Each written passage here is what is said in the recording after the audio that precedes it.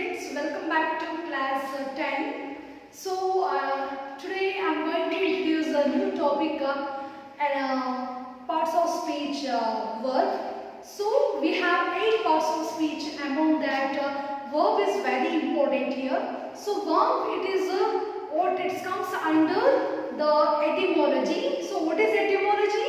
Etymology is a study of words. Okay, so that verb, what is verb? Okay, so you know very well about the verb. It shows an action, how it's an action. So daily usages sentences we uses the verb. Actually we don't know when does it uses also. So verb, it is action while you are doing some works, or else while you are thinking, while you don't think. So when you are it shows some, it shows the motions, and it shows the action, some action words. Okay, but let's see now. A verb is described as a word which is used to indicate an action. Okay, which is used to indicate an action. So that these students, verb shows an action. Okay, a state of being, existence, or possession. Possession, that which is going to be your still.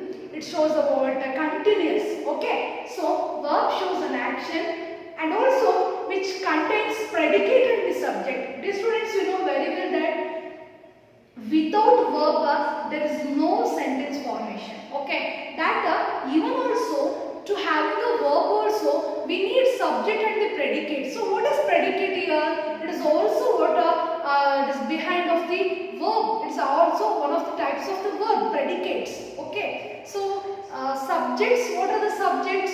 In a previous class I had introduced you. Subjects are noun and pronouns. Noun and the pronouns. Okay, so pronoun why we are using to avoid the many nouns.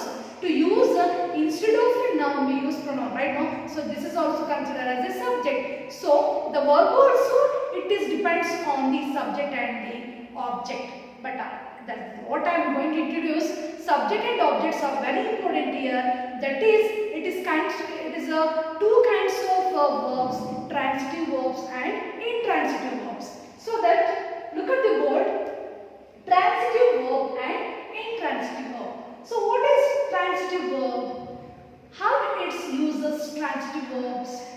So that what I have introduced now, subject. So subjects are very important. A transitive verb shows that the action transferred from the subject to an object. How? For example, my mother cooked. See, these students, cooked is a, just you can guess here, cooked is a verb. Right now, we transform to what? Object. So, object is food is a object. Okay? Object.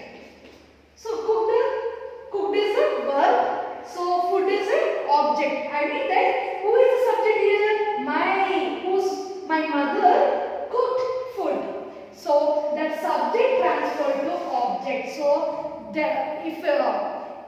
if you want to give a statement about a person or a thing, there must be a subject and the object, right? No, that is involved in a transitive verb. Okay, so I read Shakespeare dramas. So who is I subject. That subject transferred to what? Object. What is the object here? English, Shakespeare's dramas. Okay, drama is the object. Okay, I go to market. So who goes to market here? I. The subject what here? It is thinking about a market. About the object. So that it is transferred to object, from subject to object. So that I did once again, a transitive verb shows that the action transfers from the subject to an object. Transferred to an object. Okay, but it is vice versa. Opposite vice versa to intransitive verb. So what is intransitive? So just now I have told you, it is vice versa. A verb which has no object, a verb which has no object is known as intransitive. It means that we should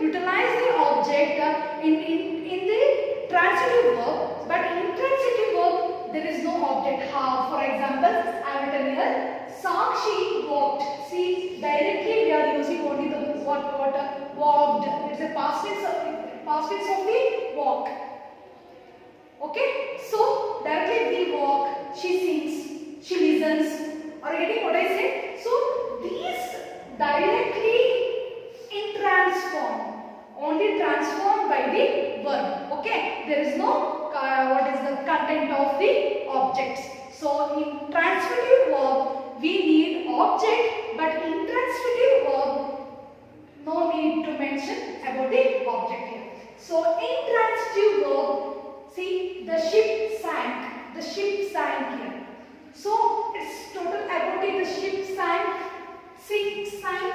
Okay. Sank is a verb. Right now, walked verb. But here V2. So V2 is a past tense we are considered as. Right now. So that dear students, I have drawn a table here. V1, V2, V3, V4 and V5.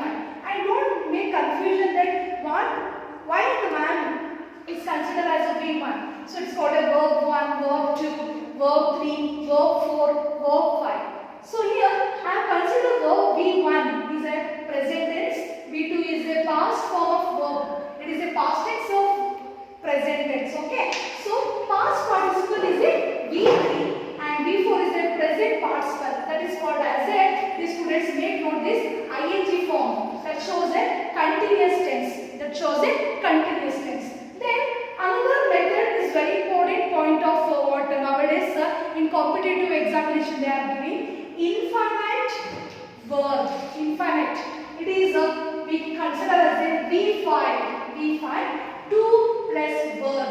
2 plus verb. That is called a 2 plus verb. 2 utilize including verb. Okay. For example, I have written here 2 examples here.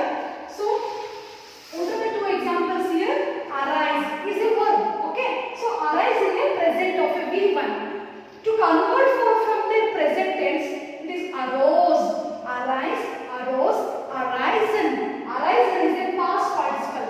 And also dear students, past participle it is uses in every perfect tense. Perfect tense. Present perfect tense, past perfect tense, future perfect tense. Okay, so it's V3 is very specialization here. When do we use? Okay, it is also some verbs or regular verbs are same followed by the past tense. For example, work, worked, worked. It is a what regular verb. Okay, what are the irregular verbs? There is 2 types of verbs: regular verb and irregular verbs. And all ed and t with the end of the verb, word of ಒಂದು ಪದದಲ್ಲಿ ed and t end ಆದರೆ that is called regular verb. Okay, and which is vowel sounds. Right now, for example, do, did, done. There is a more different, very lot of differentiation here. Okay, it never follow the past participle, never follow the past form of the verb. Right now, so it is considered as a irregular verbs. Make note that there is 2 types of verbs: regular verbs and irregular verbs. These kind of verbs are this kind of do, did, done. So do, did, done, it's a irregular verbs. But actually remaining V4 and infinite verbs are the same here. What present participle I have used here? Present participle, it is ing form we use in a we use it in a ing form. That is for example do, doing. So just we are going to add ing form. And to do, 2 plus do. I mean that what the rules will say infinite. It is a 2 plus verb we use here to do. So directly we are using. Okay. So after learning this, it is very important. Verb lists are very important to learn English, to communicate English, to improve your spoken English. Verb lists are very essential. Okay. So that just I have given only 2 examples of it. Just you'll come to know this workout. Okay. So another topic, auxiliary. Dear students, how I have introduced the verb list is somewhat linked to this, but there is specialization here. You have heard auxiliaries, modals, helping verb. Right now, it's very important to make a meaningful sentences here. It is also a type of verb. Okay. So that I have split it into 3: verb to be, verb to have, verb to do. Dear students, verb to be are am, is, was, are, were. So these auxiliaries are verb to be. And what about verb to have? When do we use? It's very important. So dear students, am and is, it's considered as singular. So dear students, how I have introduced pronoun and after that number. Now numbers are very important here. To everything, numbers are very important, singular number and plural number. So am and is are in a singular number. To am and is past tense is was. So totally am, is, was in a singular number. Which number? Singular number. But the tenses are very different here. What tenses are very different? It shows present tense, it shows past tense. So let's know now are and were. How it is used as are and were? It's very simple. Am and is, was are in a singular number, right now? So the same way are and were for only plural number, but are we are using in the present tense, were is using in the past tense of the plural. Okay? So the same way of verb to be, verb to have. When does it use have? Have and has. It is uses have and has. It's used in a present tense. Both uses in a present tense. But it divided. What divided? Have used for first person and second person, but has for only third person of a singular number. And remaining first person and second person, it is used in a both number. What both number? Singular and plural. Which one? Have. Okay, have is a we use it in a present form, but it is splitted what for only first person and second person. For example, I have an idea. I am a second person. You have an idea. That is second person. So that the way of usage is very important here. So has is very different. This is also in a present tense, but we use it for only third person. Who are the third person then? He, she, it. So these are all third person. For example, she has an idea, not she have an idea. Okay. First person, second person, we use have, but third person we use it what has. Okay. But have and has both are it uses the respective uses it in a present form, but it is according to numbering. Numbering means a noun number, singular number and plural number. So keep it in mind. If you have doubt, you can ask me later. Then the last one, verb to do. It's very simple when you come to know about verb to have. Okay, it is. I'll show you now how it is uses do form right now. So do and does are single. What we use in a present tense. Present. Okay. Do and does we use in a present tense, but the same thing. Do use in a first person plus second person to both numbers.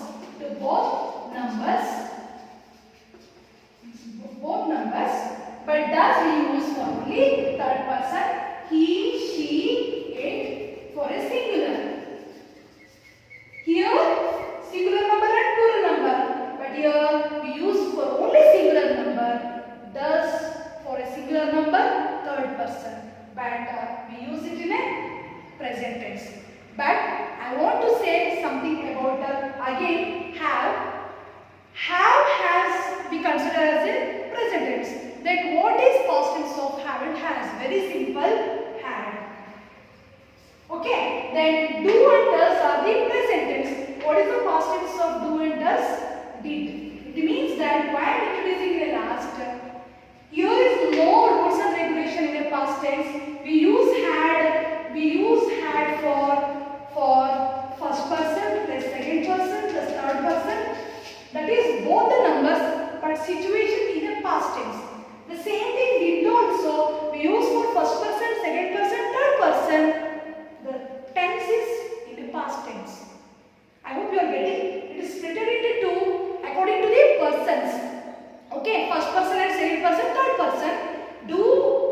plus in a present tense, do we are using for only what first person and second person. Thus for only third person of a singular noun or singular number.